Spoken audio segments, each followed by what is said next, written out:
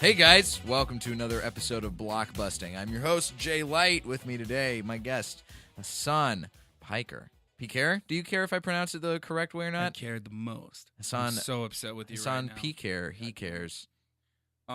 It's Piker, but I can't roll my R's. Since Americans, by and large, can't roll their R's, we're just going with Piker. You know, I grew up in Texas, and I feel like I should have learned how to roll my R's speaking Spanish. Ask me. You have quite the gaming mouse right there. Are you a bit of a gamer? A little bit. I got a little bit of a little gaming. I've been playing. What's it called? Games? I'm mostly Nintendo Switch, N64. That's not. Play a little Sega Genesis. Okay, you're not. Little Nintendo DS action. I'm sorry I ever asked. I'm a big fan of Electroplankton. You're like, hey, I'm not to brag, but I'm a big gamer. I play the Wii. Have you heard of it? I like to waggle. I like video games where you have to fling a controller around. Yeah, to make anything happen. It's the only exercise I get, but whatever. Yeah. No, that's just I think I used to have a mouse like that, which is why it was kind of nostalgic for me. But anyway. You used to be a gamer? I still am a gamer. Oh, man. I dabble. Not as much as I used to. I used to play mobile games a lot when I was in high school. And then I started getting late, so I was like, I think I should probably stop doing this. There you go. That's what happened to me. Once I stopped playing World of Warcraft, it was right around the time when I lost my virginity. So it was just like, I think correlated for sure. 1,000%. 1,000%. You know who else loves World of Warcraft? Made millions of dollars off of it? Who? Steve Bannon. Steve Bannon? Man. The king. I did not know that he was invested.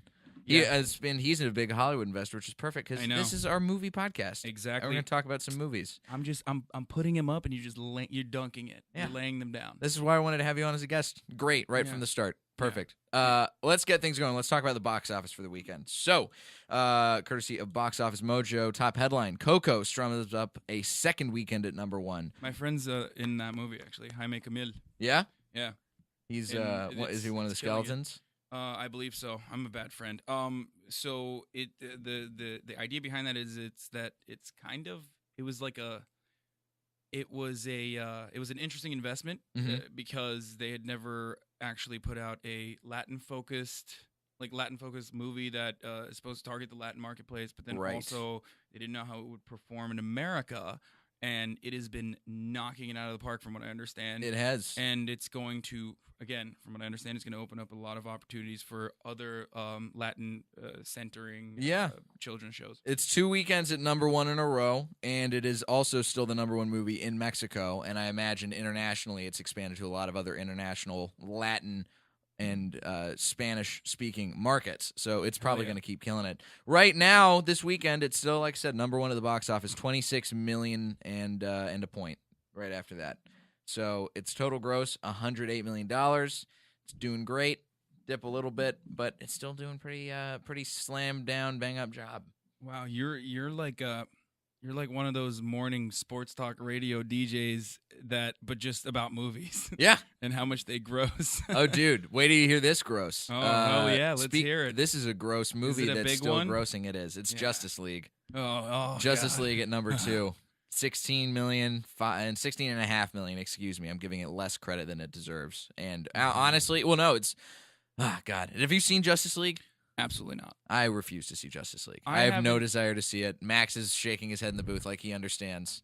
I haven't watched. I can't remember the last big superhero movie I watched. I think. Oh well, I watched half of Wonder Woman on the flight over to New York. Oh, we just talked about Wonder Woman last week. I know. I wanted to actually do that. Man, I saw that you guys did that already. What did you think of Wonder Woman? You stopped watching halfway through. Oh, shit. Didn't like it. No, I mean, look, I love Gal Gadot. Like, she's awesome. She's the worst actress ever, but she is super attractive. Full disclosure, my ex-girlfriend was also Israeli. Maybe that's my thing. I don't know. It might be. Moving on, but Gal Gadot is just universally a really cool chick. I mean, maybe a little tad bit problematic to some respects, but regardless, she was great. She's a terrible actress, and she was surrounded by this cast of amazing actors and actresses who were also acting down, it almost seemed like, to make sure that Gal Gadot and her weird accent was featured in not such a flagrantly terrible way. Right, yeah. I mean, you got to do what you can to try and elevate that. And we'll see. Justice League is still doing business. It's going to be in the top 10 for a little while. Superhero movies tend to stay up there. Is that Brett Ratner's movie? Or was Wonder Woman Brett Ratner's movie? Wonder Woman, I think, was produced by Brett Ratner. I'm not sure about Justice League, but we'll get to Brett Ratner. I feel like has been. I'm jumping ahead. I apologize. No, it's okay. We're not even. This is not who we're going to be talking about today on This Week in Hollywood Predators. Because don't worry, we'll get to him. He'll cycle back around. Well, you guys do it This Week in Hollywood Predators episode 2. It's like just you Town. wait. Just you wait. The Cum Boys. We need to have like a board. Oh yeah, we should put a ranking board. I think. I mean, I still say put the body counts KDA with every person who comes at it in. I mean, that's the thing. This week we had two guys who we lost. You almost said we lost two proud boys. We don't have. I mean, that's the thing though. Then neither of them are in movies. Matt Lauer has never really done anything movie related, and but he has screen time. Yeah, some sort. And I full disclosure, I wrote a pilot that I sent in this week, and it has Matt Lauer featured as a character in it, just doing the news. And now I'm like, well, I got to rewrite this pilot now. He's not anymore. Yeah, no more Matt Lauer. Let's get Lester Holt in there. Number 3 at the box office, the facial deformity movie of the winter, Wonder, coming in with $12.5 million. I heard that one's good. I haven't seen it. Yeah, I read the book. It's getting good reviews. Yeah. All right, cool, man. Sick, dude. We have Thor Ragnarok at number 4. Great superhero movie as far as superhero movies are concerned. I have heard that is pretty spectacular. I'm excited to watch that. The thing is, like, dude, full disclosure, I rarely ever go to the movies and watch movies anymore. And why is that? You're just too busy? Too busy going to Hollywood gifting suites and yeah, pretty much. Shutting down the patriarchy? No, I don't know. I rarely ever have time. I'm working a lot, and that's great, but I don't know. It's lost its appeal to me, possibly because why would I do that when I know I can stream it eventually from the comfort of my home? And I'll go for special movies like Dunkirk is one that you have to see in the cinema to like really torture yourself because like war is hell. Gentlemen. And you gotta feel that hell. Yeah. That's the thing. I'm in sort of the same mindset as you. I've been seeing more movies since I got a movie pass, and I just feel like it's a waste of money to not go see them. But not even a humble brag, everyone. This is Jay Light. He's single. No, you're not single. I'm not single. He can't. Jay Light. He's not single, but can't plug that single life. He has a movie pass. I have a movie pass. Highly recommend it. But I'm only going to see movies that I think are worth seeing in theaters. Thor Ragnarok. Big spectacle kind of movie. One of those things I think is worth seeing in theaters. You gotta see Chris Hemsworth's abs in the big screen. Exactly. Yeah. And he doesn't even show his abs. He just gets his hair cut. Now I know I'm not gonna watch the movie. How about all that? you wanted was Chris Hemsworth abs. All I wanted. And you can picture that in your mind. Maybe a little bulge. Maybe a little bulge. A little ab action. I mean, you're hard pressed to find that in Thor Ragnarok. Gay. It's not. Number 5 and number 6, no change. Daddy's Home number 2. Daddy's Home 2. Excuse me. I read the book. I just called that movie a giant. I read the Choose Your Own Adventure of Daddy's Home 2. This is basically Daddy's Home, the true story of Hasan Piker. And then we have Murder on the Orient Express at number 6.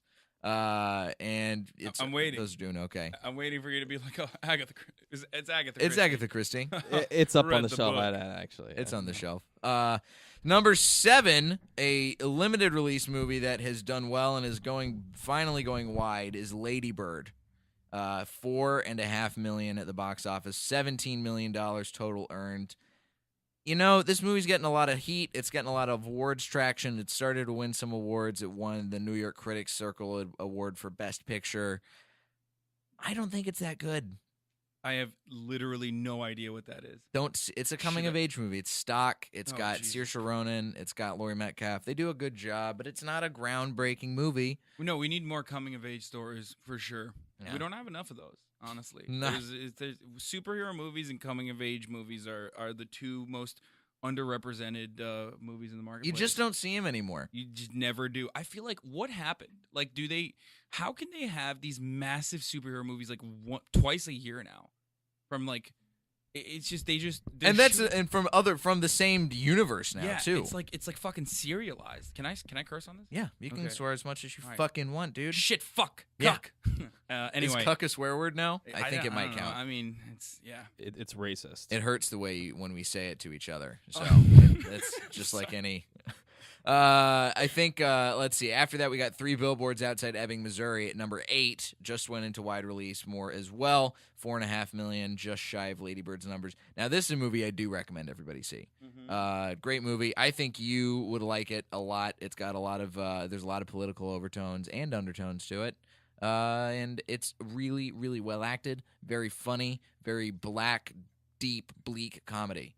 Surprise. What Surprise is the name of the movie? No, 3 Billboards Outside Ebbing, Missouri. Oh, really? Yeah.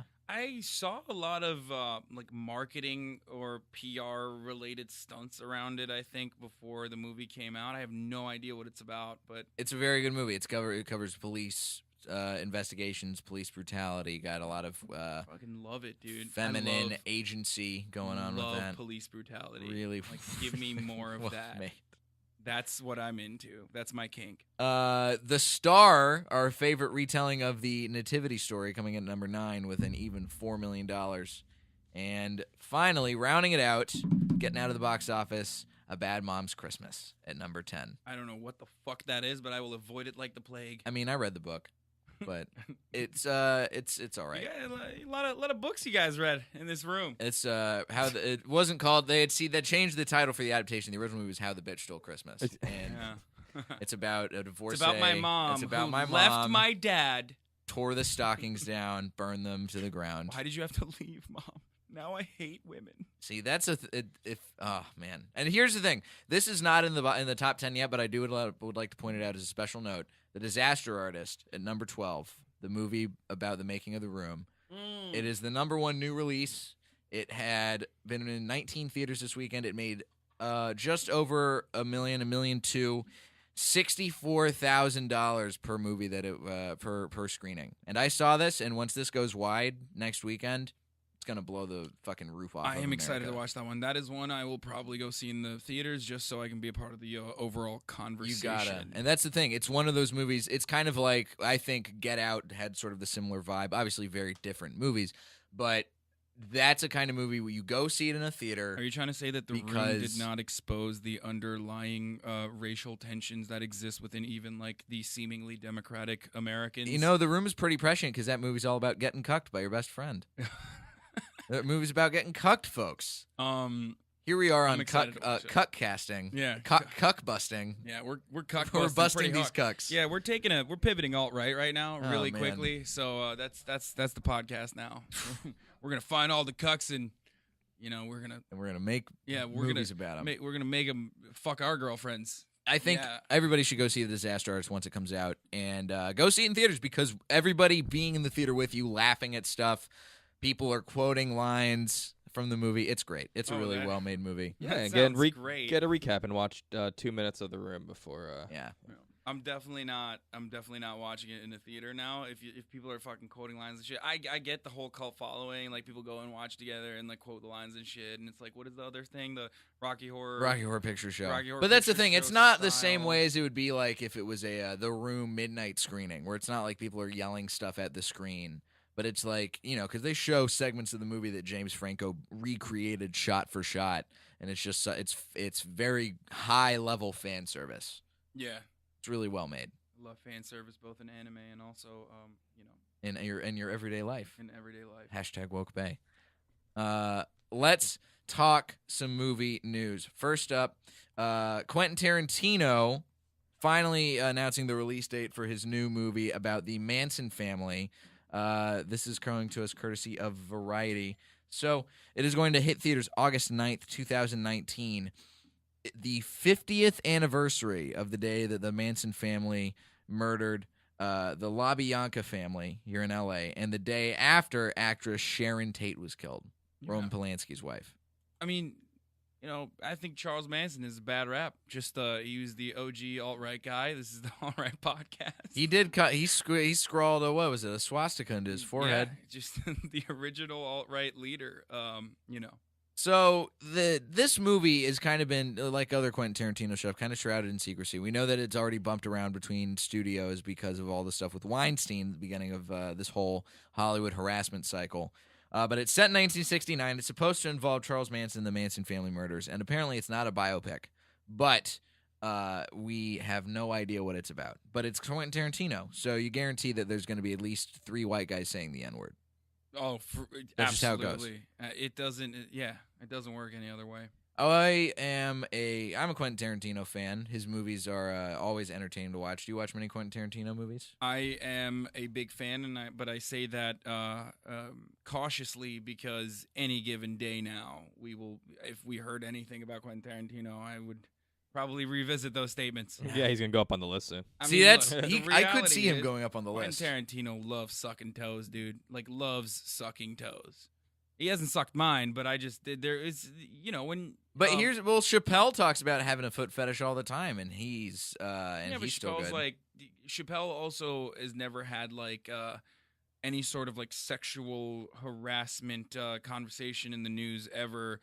But Quentin Tarantino, I remember vividly certain people exposing him and his sexual fantasies. Obviously, having a fetish, no matter what it is, it's just that could be healthy and normal. But I've heard I remember reading things about him that were kind of creepy, and that's usually how this goes down. People are like, "Hey, remember that?" And then all of a sudden, everyone's like, "Oh shit, I do remember that."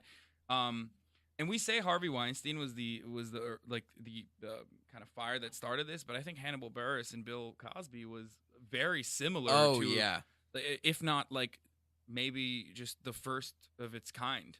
Bill Cosby was. I mean, if we're going back to the top of the pops, the top of the board here, he's the best. he is. Yeah, Bar none. Track record alone, Greatest. he put up crazy numbers. But this remains to be seen. Will his case go back to trial?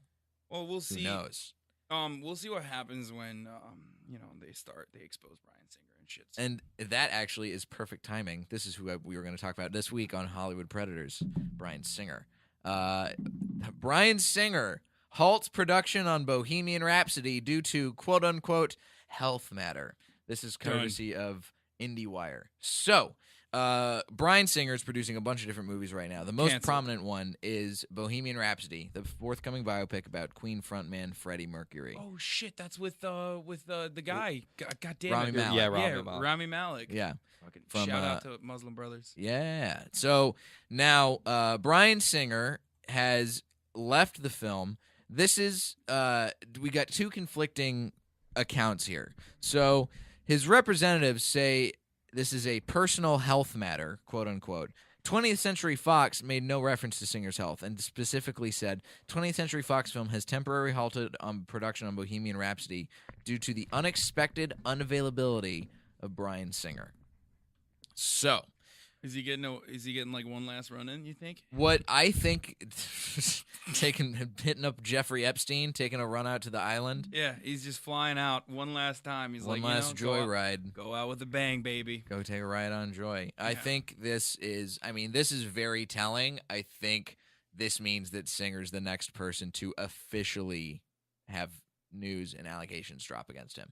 Because I brought this up on the show before. He's kind of been circling the drain a little bit as one of those names that's been brought up for years and kind of lifted up and then brought back down. And all of his allegations have swam around. And now we're in this fucking typhoon of sexual assault allegations that is really just leveling all of the positions of power in the entertainment world. And Bryan Singer is finally, the chickens might be finally coming to roost. Yeah, I mean, the thing is, when women have been saying men are trash and that all men are trash and that men have been sexually harassing and assaulting them for decades, and we're just like, no, you're crazy. That doesn't happen. And now we're finally at a place in society where we can actually expose these instances and kind of equalize the playing field a little bit for women. It's crazy. But it's if you ask women, they're like, this is the least surprising thing. It's kind of like when when movies like Get Out or like Joyner Lucas's like recent rap video The that I'm went Not viral, Racist I'm not video, racist. yeah. Like it comes out and every white person's like, oh my god, like this is crazy. I never understood the other side. It's really like this. And or you know, whenever police brutality videos come out and like the BLM movement gains some traction, people are like, what? That's crazy. Cops are doing this. And for black people, they're like, yeah, no shit. Like we knew this already. And it's similar in the sense that for women, they were like, no, this happens literally all the time. You know, I got catcalled 45 times on my way over here. Mhm. Like, I'm not saying me. I'm speaking as I could see you getting catcalled though. I do get catcalled in WeHo especially a lot. Oh yeah. Again, going with the man or trash narrative, but yeah. I mean, it's different for me. I used to be very fat when I was younger. My entire life, I struggled with that, and I still have body dysmorphia. So I welcome the catcalling. Yeah. I don't mind it. I don't mind being objectified to a certain level. To a certain degree. Yeah. Now, here's what I think is, and again, this is the one twist about the Bryan Singer story that I think is going to also topple a whole new set of dominoes, is that Bryan Singer's allegations all center around pedophilia and child abuse. Now, this is not exactly in the same vein as what's been covered so far with the scandals, but I do think that it is just as rampant and just as problematic in Absolutely. the history of Hollywood. And I think that once the Bryan Singer story pops, this whole subset of stories that have been in the news for as long as they have been is really going to consume a fuck ton of things. Like we're going to get to a point where we're turning on. People are going to be turning on their news channels. I can't say we because I don't watch cable news anymore. You only watch the Young Turks. Shout out to the Young Turks. Shout out to the Young Turks. Hasan Piker. I'm a big NPR fan myself. I like to listen to my news with boring other people. Oh yeah, cool. I read the newspaper. You read a newspaper? Who are you? No, he's lying. Get outta I here. do NPR. Shout out to NPR. NPR does it. Fringe benefit. Shouts out to NPR. KCRW, man. I'm a fringe not benefits. Not Ira Glass, who's bad now. I think was he. Ira Glass? No, it's Garrison Keillor. Yeah, who's yeah. bad. Both of you have good NPR names. Yeah. Oh yeah. What, Hasan Piker and Jay Light? No. Hi, I'm Jay Light, and this is Morning Edition. Yeah. Today, we are going to talk about the HIV/AIDS scandal that has brought down. I don't know why there's an HIV/AIDS scandal. That was in the 80s. What am I doing? This is retrospective. The gays, are they having sex rampantly? Are What they is going having on? sex? More to come. Let's figure out. More to come is the title of a book written by prominent gay. Okay. What have we done? Okay, let's keep going. So I think Bryan Singer, he's gonna get popped soon, and his health problem is that he feels like throwing up constantly from realizing, oh no, my career is going to go down in flames. Good. Fucking great, I say. I'm down. My understanding from talking to certain people involved in the entertainment industry, in the, I guess, on the gay Hollywood, basically, is that a lot more scandals are to come in the aftermath of Bryan Singer. Specifically, gay Hollywood is going to be the next target. Nice. And look, there's a lot of predatory behavior there. These are insular communities, similar to the comedy world. There's a hierarchy of power. There's a lot of coercion, and there's rampant sexual harassment and sexual abuse. And it's good that it is now making both men and women have a safer run at trying to build out a career without constantly being subjected to sexual harassment. Yeah, I think that's pretty spot on. And let's close things out on a lighter note with the news, with a story about one of the OG harassers getting his swift comeuppance. This is coming to us courtesy of the Onion AV Club. James Cameron has fond memories of swinging his Oscar at Harvey Weinstein. So there was a news story that came out, a profile of James Cameron. On the 20th anniversary of the release of Titanic. I guess that's relevant. So he won a ton of Oscars that year, and during a break in the Oscar ceremony, James Cameron was hanging out with his Oscar. Harvey Weinstein stepped up to him and tried to sell Cameron on Miramax and said how great they were for the artist. Now, James Cameron already knew about what was going on with Weinstein at that point, and at that point, he also did not like the way that Weinstein was just a piece of shit businessman, Oh yeah, and forcing himself into creative control of the projects that he was backing. So James Cameron started to tell him how bad he thought Miramax was, and hit Harvey Weinstein with his Oscar on the floor of the Academy Awards. It's awaited with authority. Started a legit statue fight. That's pretty dope. In the Dolby Theater. Has James Cameron worked with Weinstein Co. since then, or Miramax in the aftermath of that fight? Never has. Okay, then that's principled, and I appreciate that. Good job, James Cameron. He's kind of a badass, we all know. Yeah. You know, he fucking uses submarines to, deep sea explore, figure stuff out down there. I don't know what he's doing, but shouts out to James Cameron. I saw, I've seen Titanic and I've seen Avatar, and I haven't really been impressed that much with either of those movies. As far as them being good movies, they're obviously good crowd-pleasing movies. You're perfect for this podcast. I know. But I will say, James Cameron's stock goes up in my book for taking a swing at a man who's a sexual predator with a fucking hefty gold statue. This is before he'd won any awards either. Oh, damn. Miramax had never... This is before Weinstein had won any kind of Oscars, so he got clonked in the... I'm assuming he got clonked in the head with a you're saying not statue. James Cameron had won awards, but Miramax had not. So James Cameron... That's it. I don't think James Cameron had won any Oscars at this point. I think this was his first ones that he was winning for Titanic, because before then he was doing like not Transformers. No. The what's the one with the metal guy? The Terminator. That's the movie I'm thinking of. The one with the metal dude who's a liquid metal man, and also the guy who's foreign but a metal man. You know the weightlifter that we follow? Oh man, you know that weightlifter who got high on camera in a movie about a documentary about his life, and we were like, let's elect that guy governor. The Terminator. That doesn't seem that absurd. That's what the plot of the Terminator was. I love that he's upset at like Arnold Schwarzenegger, who barely can speak English, like getting high on camera.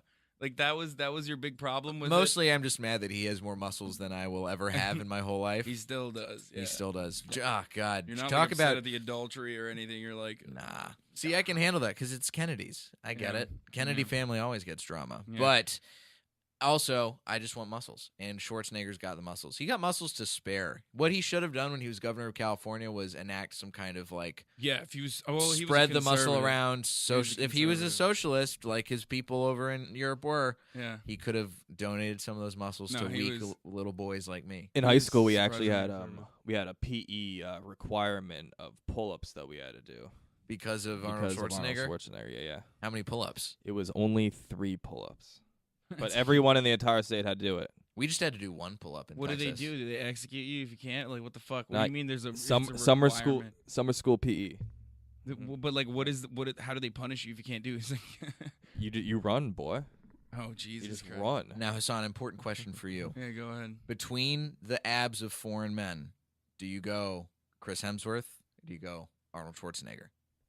I mean, Arnold Schwarzenegger when he was like 20... In his 20s? Like if we're talking Arnold Schwarzenegger in his 10s or Chris Hemsworth in his 20s, where he's at now. Arnold Schwarzenegger redefined like bodybuilding in the sense that, I mean, his body was deemed the perfect, ultimate male form. But no, Chris Hemsworth for sure. Because like I think the bodybuilding male bodies are just for dudes to stare at one another longingly and act like they wanna look like Ninja Turtles. I don't know. It's weird to me. I don't understand the bodybuilding thing. I work out, but I don't work out so I can look like an animal. Me either, man. Look, I work out so I can not die, mostly. Yeah, no, that's because I eat a garbage diet. Yeah. That's the way it is. Well, with that, let's swap gears, talk about the reason why I've brought you into the studio today.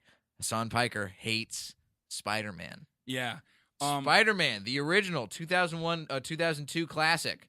And it's the best of the trilogy, technically. That's what everyone thought. And it's like, the highest grossing movie of all time for like 5-6 years, right? Isn't that true? I think so. Let's pull up the Wikipedia page and get this really nailed down. Not even prepared. Speaking of not being prepared, as you pull that up, I'll get into this real quickly. So I had no idea what this show was going to consist of until like 30 minutes ago when I texted Jay. I was like, "What are we doing?" Excuse me, we talked about this at least 5 hours ago. But you know Jay, and you've seen like Facebook, right? I Yeah. mean, I didn't really know what was happening, but like I knew that we were going to talk about the movie, but I also kind of thought like we would maybe like Mystery Science Theater style, like watch snippets of the movie or something. Ooh, that's a good idea though.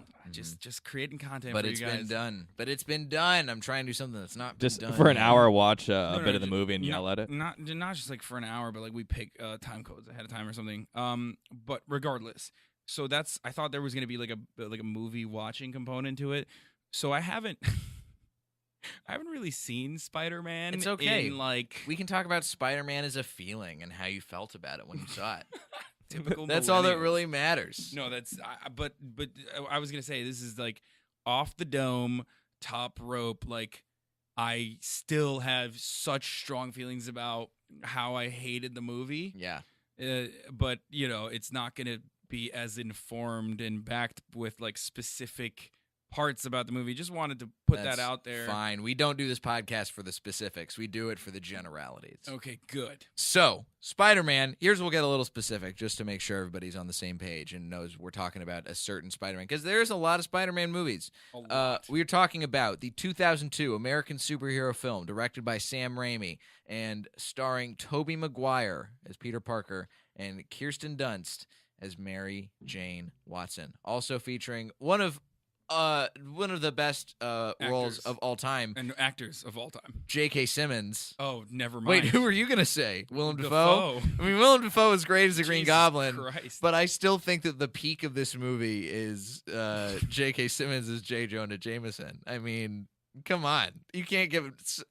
Now that guy knew how to yell about the Spider-Man in a movie in a newspaper. Yeah, that's what a weird. Well, I guess the newspaper that Peter Parker worked for was technically more like tabloid trash. It wasn't like the New York Times. Yeah, it was Like the fresh- Daily Planet. Like Yeah. page 6. Yeah, it was like the page 6 shit, but like obsessed with Spider Person, which is understandable if there was like a fucking person, sniping around the city, stopping crime from happening. I would probably dedicate an entire newspaper to that as well. Or no real news. Or yeah, there's no other real Slow news day. Yeah, slow news day, all the time. Man. This movie, I didn't realize this movie had a really troubled production history. It was supposed to go initially written by James Cameron. Fucking James. Fucking Jim John Cameron. Initially supposed to be directed by, at one point, Roland Emmerich, Ang Lee, Chris Columbus, Jan de Bont, M. Night Shyamalan, Tony Scott, and David Fincher. Can you imagine an M. Night Shyamalan Or Spider-Man? David Fincher. David Fincher Spider-Man, I would fuck with hard. That's what I'm saying. I would yeah. love to see a David Fincher Spider-Man. Yeah, I would also love to see what the fuck M. Night Shyamalan would do with Spider-Man. it probably would have sucked. It would take place in Philly. That's the It plot would. twist. That's it. That's the twist. We've been in Philadelphia this whole time. Get out. What? Ah. Spider-Man. Who's the spider and who's the person now? They also had like a rough post-production where they had to edit out the Twin Towers. Yeah. Oh, this came out. Oh, So if you look at the initial trailers for Spider-Man that came out in 2001. Because that comedian dude from the League was rushing in to save people, right? Oh, That's yes. Oh, yeah. Steve Ren is... Good old Steve. why. Ren is easy. So- ran in out of the Twin Towers. Yeah. So they had in the trailer the Twin Towers, and they had And to Steve edit out rushing the Twin in. Towers. Yeah. I mean, that's hard to edit out. Yeah. You got to do a lot of CGI to fix all that, to Yeah. fix that mess. I mean, And it was I mean, a mess. One could say that Al Qaeda edited out the Twin Towers. Oh shit, too soon. Sorry, that Woo! was a 9/11 joke. Never Now forget. that was also a 9/11 sound effect that I Yeah. just decided to bring That up. was pretty good. Yeah, you were right. This was a very, very popular movie at the box office. Premiered in April and May. The only film to ever reach $100 million its first weekend at the time. Largest weekend opening gross of all time. Most successful book based on a comic book. The third highest grossest I film read in the books. 2002. I read the books. I read the books. Multiple.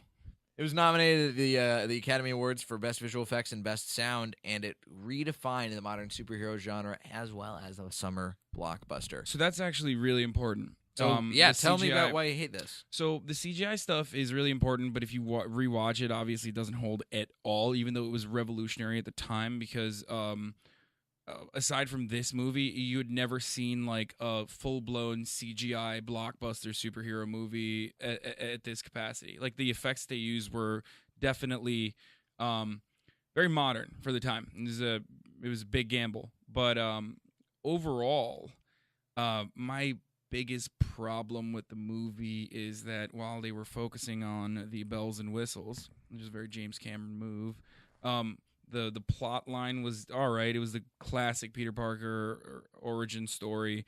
I'm fine with that. It wasn't great from what I remember. I don't remember being like amazed by it. But the real reason why I cannot my real gripe with this movie was Tobey motherfucking bitch face Maguire and also just like the worst actor in my mind, like the most overrated actor of all time. And the leading lady was Kirsten Dunst, who was also similar to Tobey Maguire, just terrible. So what do you think? They ruined it. Why? It ruined my fucking childhood, Jay. Why did Tobey Maguire ruin Spider-Man for you? Okay, Tobey Maguire has, in my mind, the acting capabilities of this blank white sheet of paper, but this white sheet of paper also has like scribbles on it, and it's it's just he is the most banal, boring, crybaby, but like not in a cool way where you don't really see his emotional depth, but instead you just kind of are like, oh God, why are you crying, Toby? Shut the fuck up, kind of way actor I've ever encountered, and he still consistently books massive roles in movies like The Great Gatsby. I can't think of a single Tobey Maguire movie I've watched where I was like, that dude is good in this movie. I don't like Tobey. I can't either. Honestly, I'm trying to think of Tobey. I'm going to look at He Tobey is like Maguire's Nicolas Facebook page. Cage, but they actually, like, for some weird reason, respect him in Hollywood. I felt like he only was good as Peter Parker because of how he Because of how he is. But because of how you explained it, was just such a weird person. Well, I don't want Peter Parker to be some stud in high school. I want him to be. He's not supposed to be. Yeah, totally get that. But the whole idea behind it is like, comic books are supposed to be kind of kitschy, right? Mm-hmm. It's not supposed to be like, Superman takes off the glasses and all of a sudden he's fucking Superman, even though he's like 6'5" and jacked as hell. Mm-hmm. People don't understand that that's Clark Kent. Oh, he's such a nerd. He has glasses on. Like, that's the whole concept, is that no, like, Spider-Man is still supposed to be somewhat cool across the board, and Toby was just like not cool at all. Yeah, but would you say at the time he was like the perfect person for the part, or was there another person that you could be? I can't think of anyone that would have done a better job for the time. At the time, I also haven't seen the new Spider-Man movies. Oh, with Andrew Garfield. But I hear that the last one is really good. I hear the most recent is really good. I never saw it either. It's one of those like, I guess I'll see it. Who is it? Tom Holland. Tom Holland. Tom Holland. Now Tom Hardy is Spider-Man. Oh, dude, I will fucking watch the shit out of that. He's Venom. Who's your ideal? He would be a great Venom. He is Venom. Who's your ideal Spider-Man? If you're gonna pick somebody who's like, but that ticks off all the boxes you're looking for. What are you looking for in Spider-Man? Depends who directs it. This movie did not provide. First of all, Donald Glover would be great, and I'm not just saying that for like fucking brownie points. I think that would be dope. Like, Donald Glover is that person. I mean, he's black, but still, he's literally that person in the sense that he's funny, he's quirky, he's nerdy, but then he's also cool at the same time. You know what I mean? Another person that would be good is Ezra Miller. I think he could potentially be a really good Spider-Man. He's like weird, but still has like quiet confidence in the same way that Donald Glover does. But he's also like funny. Spider-Man is supposed to be funny. Spider-Man is a funny, quirky character. Yeah, he makes jokes all the fucking time, and I don't remember a lot of jokes in this movie. Tobey Maguire never joked. He just cried a lot. Everyone gets one. Zing. Yeah, no, it was just bullshit. So it sounds to me, based on my initial assessment of what you're bringing to the table here, is that you think the acting was bad. They brought in the wrong people to play Spider-Man. Yeah, and also the movie took itself too seriously. Yeah, well, we're seeing that sea change almost in Hollywood now, where people are realizing that like the superhero movies should have an element of comedy within them. I think Deadpool did a really good job with that and showcased that. And Thor Ragnarok does a good job of that as well. Yeah, now Guardians of the Galaxy was, I think, the first movie that did that, though. Yeah. Before Oh, Deadpool. yeah. Yeah, for Guardians sure. of the Galaxy, and then Deadpool, and then and like movies, like those superhero movies are now changing in the way that like these characters do crack a lot of jokes and have fun with one another, which is an element that is really apparent inside comic books. So I'm glad that we're finally catching up in that sense, and also a little bit more violence as well. Spider-Man was somewhat violent, I guess. You got to go against Bonesaw at the very beginning. Yeah. Or just Willem Dafoe in general. Yeah, Willem Dafoe's great. I thought he was a great Goblin. He's good. That's my favorite character in the movie, the Great Goblin. He's the Great Goblin. Our old pal, we referenced him earlier, Green James Franco is still in this movie also. Yeah. Taking on the helm of the Green Goblin after. You know who would have been a after the great fact. fucking Spider-Man? Who? James Franco. James Now that I Franco think about it. would have been a great Spider-Man. Yeah, because he's nerdy and quirky, and you could nerd him up a little bit better than Tobey Maguire. Because this is 2002, 2001 James Franco. This is Freaks and Geeks era James Franco. Yeah. This is a James Franco that we can get behind as maybe somebody who's a little downtrodden, a little outcast, and living with his aunt and uncle. Now, I think this movie has not aged well. We've already covered that for sure. There's something to be said about the fact that in the wake of this, every movie with Spider-Man has still managed to find its way to do some kind of version of the origin story where they still say, with great power comes great responsibility. Yeah, I mean, it's a great quote. It's a great quote. It's a fucking powerful quote. Uncle Ben knocked it out of the park. Yeah, but that's the thing.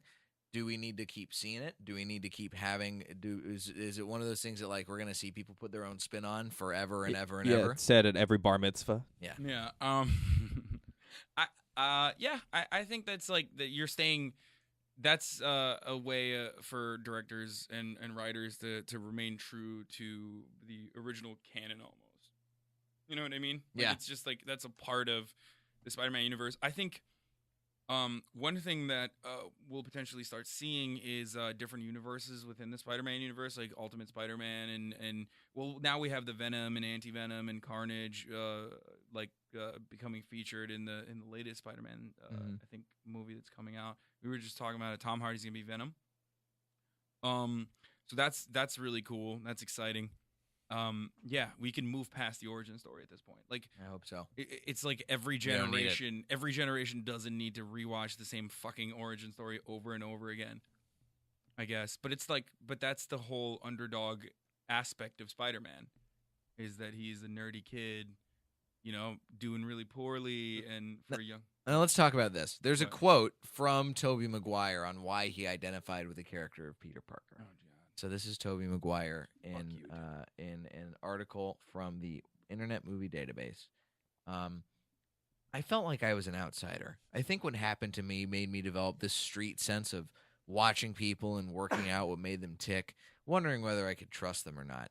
I went to a lot of schools along the coast in California, made few friends, and stayed with aunts, uncles, and grandparents, while my folks tried to make ends meet. It was tough. We had no money. Does Boring. a sad childhood... Yeah, it's boring. Does a sad childhood ready you to play Peter Parker? Sure. I mean, Peter Parker had a sad origin, right? His parents are dead. He's living with his auntie and uncle. So if he's got this, why is Tobey Maguire not able to carry it in your mind? What? Just because someone had a sad origin story doesn't mean that they're going to be able to portray another character perfectly well. He's not attractive enough. Yeah. Yeah. He's not fuckable. He's not a thick Wait, daddy. wait. Since when does Spider-Man have to be fuckable? Oh, are you kidding me? Spider-Man has to be fuckable. Peter Parker has to be like, Yeah. Yeah, he's not Do a you thick agree with daddy. this, Hasan? He's not a thick daddy, and I categorically oppose a slim thick daddy as Spider-Man. You want your Spider-Man to be thick? No. Thick AF? Thick AF, dude. That's how I judge all of my movies. That's why I'm gonna go see Thor Ragnarok. Is Thor thick AF? Oh, you Thor's bet he is. thick as fuck. Actually, I'm representative of the same management company as the Hemsworth. Hey, there Yeah. you go. Shout out to Roar. So one of these days you could be thick AF in the movies. Yeah, that's my goal. So let's take Not it. really. Let's do a little childhood referencing here. So you saw this movie in theaters when you were younger. We were Like 12, 12, 11, 12 when this movie came out. Yeah. Now, when you saw the movie before you saw the movie, do you remember what you went in expecting? Yeah, I was a huge Spider-Man fan. Spider-Man is my second favorite comic book hero, after obviously Wolverine. Yep. Which I don't know how this worked out, but I was wearing a Wolverine t-shirt when I came in. For those of you listening to the podcast, If you're not watching this live streamed, yeah, you can't see Hasan's beautiful Wolverine beautiful, shirt. just silky, just smooth Wolverine shirt. Yeah, and they should watch it because It just And his says- silky smooth Yeah. Wolverine hair and beard. Yeah, You got a real Logan vibe going on today. love it. Love Logan. He's a great character. And and so was Spider-Man. It was like the quintessential comic book hero that got me kind of involved with comic books to begin with. I was a huge comic book nerd when I was growing up. And I watched the what was the television show? There was like a cartoon TV show of Spider-Man. Yeah, I If you remember that one. I think it was on Fox Kids or something like that. Well, I don't know. I grew up I in remember Turkey, I but- remember watching it. I Yeah. remember the I yeah, watched yeah. it religiously, and that was great. So my expectations were set on something that would resemble the original in every way, and I kind of didn't get that. Is what I'm trying to say. That was my expectation. Is that it would be there would be a lot of action, but also I don't know. I think the parts I didn't like is that it was too emotional. You know what I mean? Like, Elaborate. It did take itself too seriously. Like the love plot line was overblown. Like Spider-Man is maybe this is due to the fact that the writers at the time of the comic books weren't necessarily like could write super deep, intricate, romantic relationships that Peter Parker had, but he was kind of a ladies' man. I don't know if you guys know this. He had a bunch of- Spider-Man was? Yeah, it wasn't just Mary Jane. He had a bunch of girls. I know he had Gwen. Yeah, he had a bunch of girlfriends, and even in the original, and of course they were always at the brink of death. But that was the point of having a girlfriend for Spider-Man, was that she was going to be compromised. His identity could be compromised at any second. That's part of why he can't unmask himself and walk around and be like, I'm actually Peter Parker, bitch. Is because he doesn't want to jeopardize his loved ones. And that is like the main role of the girlfriend or the aunt or people in Spider-Man's lives in that capacity.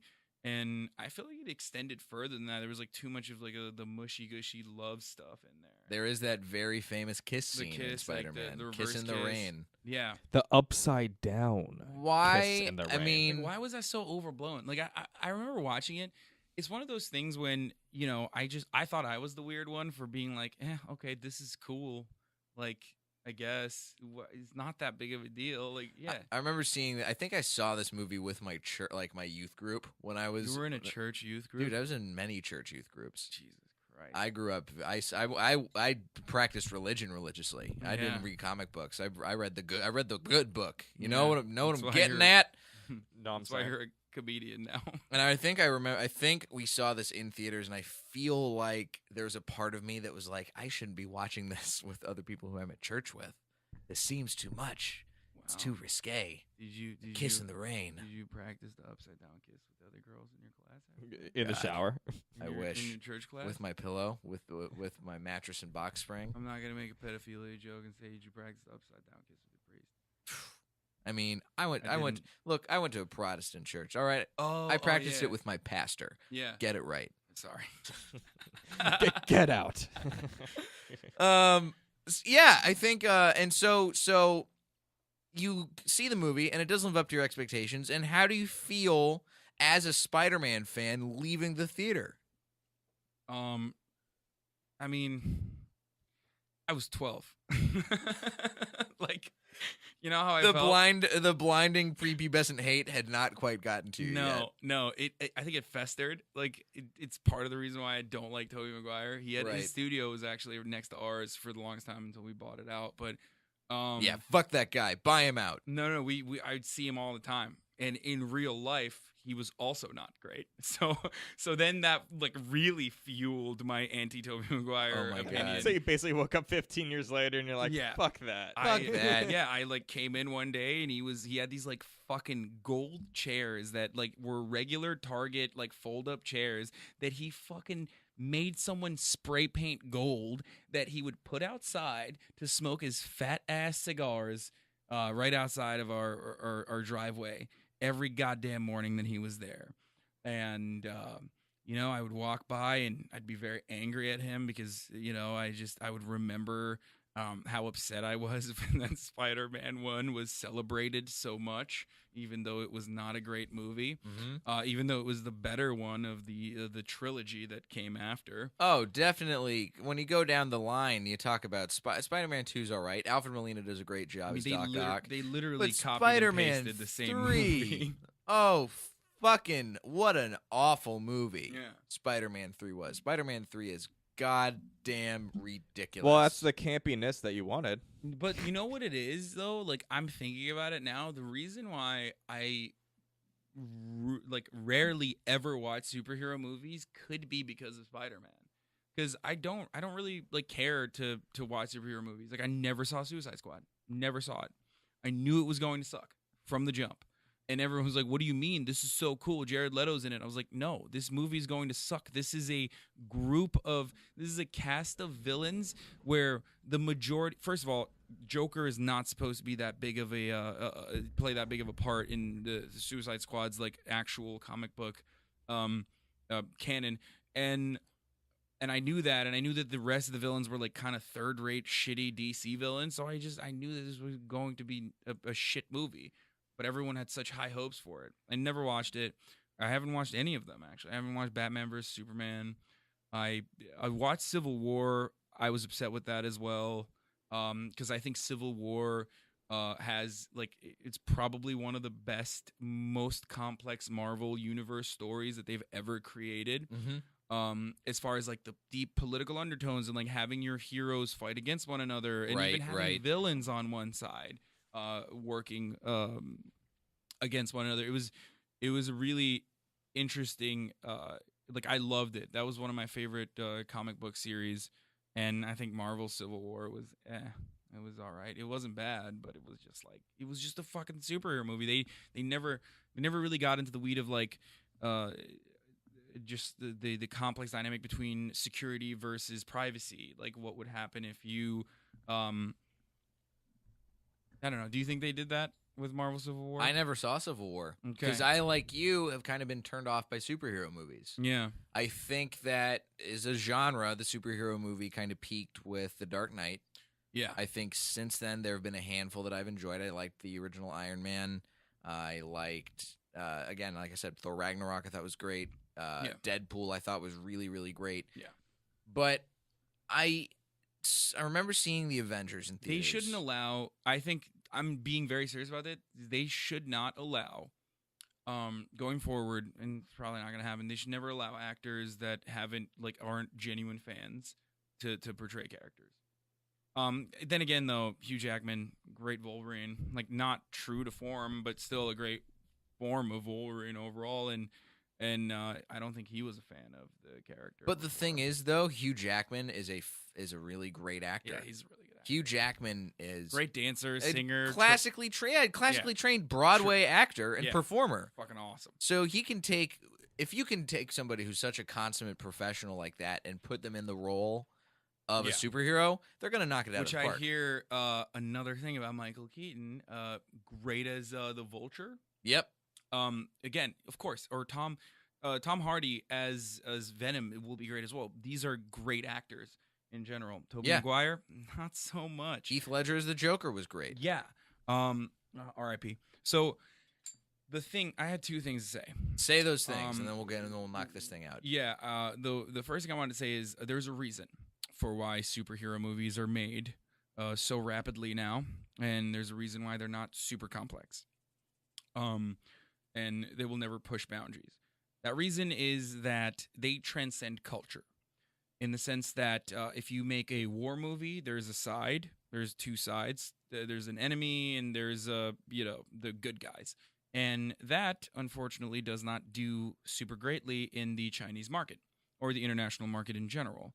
However, superheroes transcend over culture. Their comedies don't do that great in the Chinese marketplace or other international marketplaces as well, compared to superhero movies and that or action movies in general. That's the reason why we keep making 100 different iterations of Fast and the Furious, because drag racing cars in an action movie is universal. Right. Superheroes are a universal concept, the concept of good versus evil. So that's the reason why they keep making these fucking, shitty superhero movies that people keep going and consuming and buying merchandise of. But overall, it's made comic books more accessible to people. I think that's good because it's a dying industry, obviously, with anything that is printed on paper. And that's terrifying to me because it was a really big part of my childhood. Same with animes and mangas and comic books and video games. Like, I grew up with all of it. So I'm terrified that I won't be able to go to like a Barnes and Noble one day and be able to buy just a stupid amount of extremely expensive comic books for no fucking reason.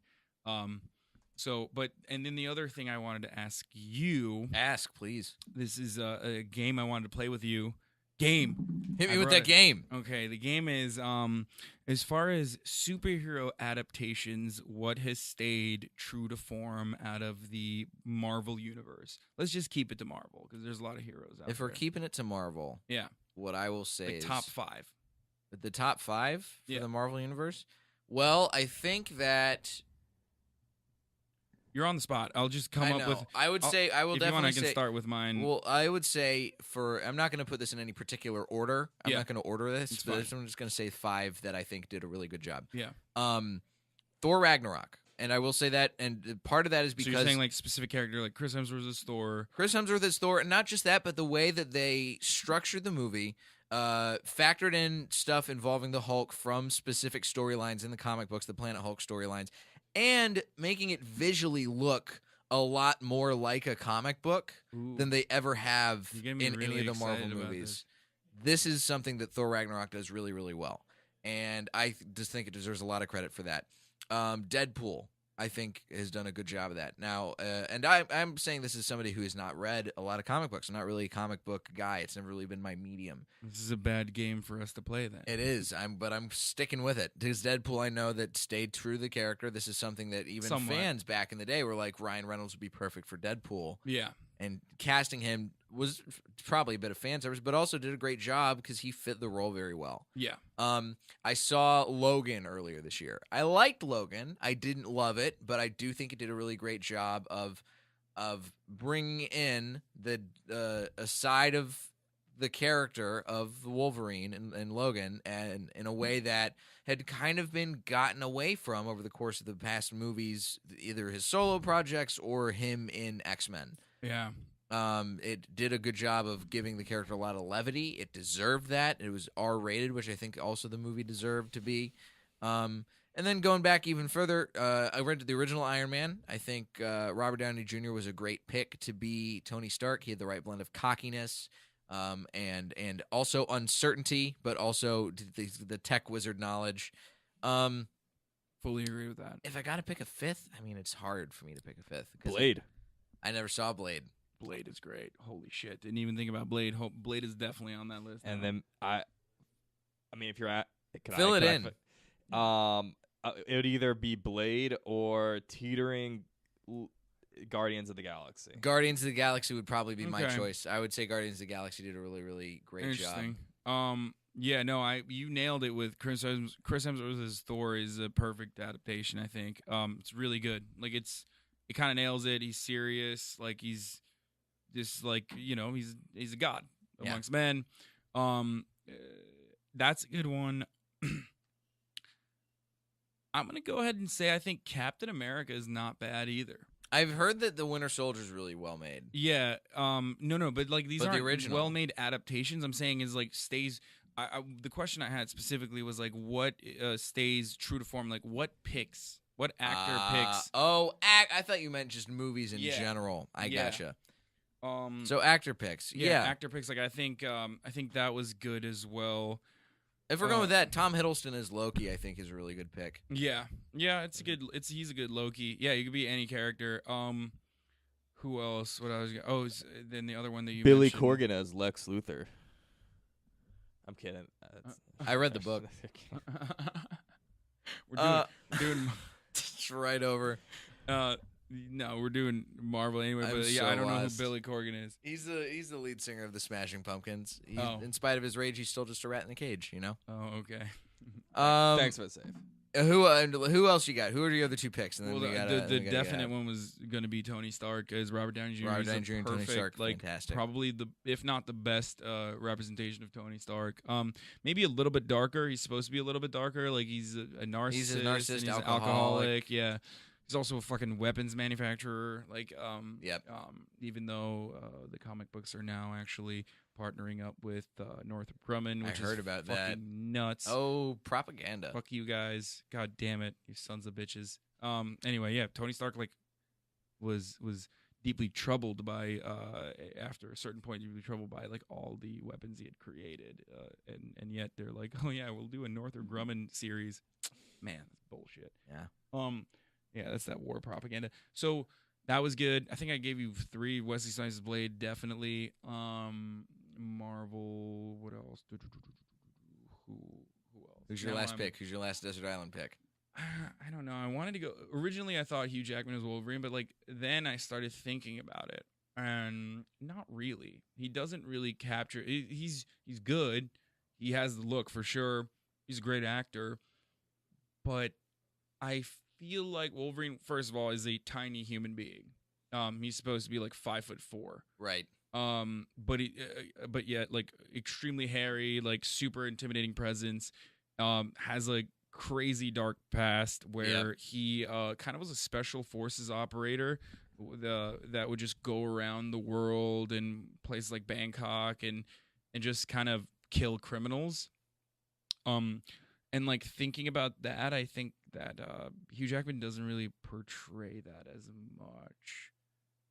Hugh Jackman's like too nice and not dark enough, I feel like, to be Wolverine.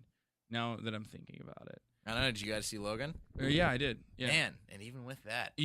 Yeah. No, he's just like, I mean, Logan was the truest to form for sure. In that plotline where he's like always like reluctantly helping people out, even though he doesn't really want to. That's like very Logan. But that's so Logan. That's the that spinoff guy. we're all looking Yeah. for. That's so Logan. Shit. Here, we'll let you off the hook. We got to get out of here. Oh, We've sorry. got to, dude. It's all good, man. You I was were a gonna say great guest. Hulk was good. Hulk was Thank good too. Bruce Banner. What's his name? Mark Ruffalo. Yeah. Good Hulk. old Mark Ruffalo. Hulk. Hasan, thank you so much for coming on today, man. Where can our listeners find your work? You can find my work on Facebook at facebook.com/Hasan Piker TYT. That's where I put all my weekly, daily videos about what's going on in the political world. I'm also on Instagram at Hasan D. Piker and on Twitter at Hasan the Hun. And do you have anything on TYT coming up this week that you'll be you're hosting any of the segments of the shows or anything like that? No, I just have my own show called The Breakdown. Perfect. And yeah, I'm gonna be talking about probably the tax cuts. A bunch of fucked up shit's happening in the world. All the time. Yeah, comics. We're about to be straight fucked on the tax cuts. Oh, yeah. Thank you so much for hurting all the self-employed people. Yeah. You can find me at Diet J on Twitter and Instagram, jlightcomedy.com for show dates. I've got some holiday stuff coming up, so keep your eyes peeled for that, as well as the next edition of my Crowdwork show, Feed Me. Thanks, as always, to the Comedy Store for hosting and to my man Max in the booth. Thanks, Max. Oh, no problem, guys. And this has been Blockbusting. Guys, go see something good for a change.